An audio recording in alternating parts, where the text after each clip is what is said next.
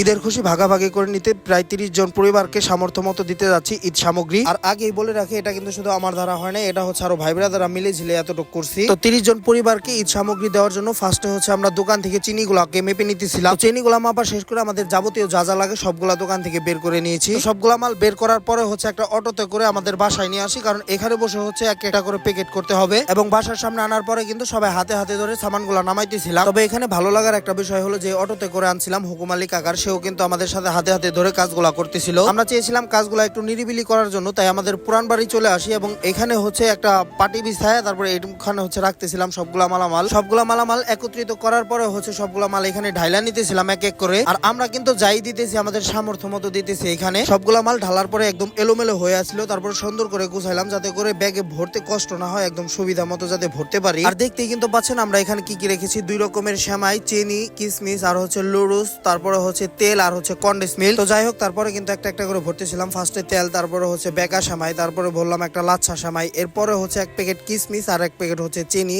তারপরে বললাম হচ্ছে এদিক থেকে হচ্ছে একটা কন্ডেন্স মিল্ক আর এদিক থেকে হচ্ছে এক প্যাকেট নুডলস। তো এইগুলা নিয়ে হচ্ছে আমাদের একটা প্যাকেট হচ্ছে রেডি। এরকম আরো 30টা প্যাকেট যাবে। আর আমাদের সবার জন্য হচ্ছে দোয়া করবেন যাতে করে সামনেবার আরো ভালো কিছু দিতে পারি আর এর থেকে আরো বেশি কিছু দিতে পারি। তবে হ্যাঁ, পারি আর না পারি সবসময় আমরা চেষ্টা করবো ইনশাআল্লাহ। তো যাই হোক, এই যে দেখেন আমাদের এখানে হচ্ছে প্যাকেট গুলা করা শেষ আর এখানে আছে মোট 30টা। আর এরপরও হচ্ছে অবশিষ্ট কিছু টাকা আছে, ওইগুলা দিয়েও হচ্ছে আর কয়েকটা প্যাকেট বাড়ানোর চেষ্টা করবো ইনশাআল্লাহ। সো গাইস, আজকের ভিডিও এই পর্যন্তই। দেখা হচ্ছে নতুন কোনো ভিডিওতে। সবাই ভালো থাকবেন, সুস্থ থাকবেন, আমাদের জন্য অনেক বেশি দোয়া করবেন। আল্লাহ হাফেজ।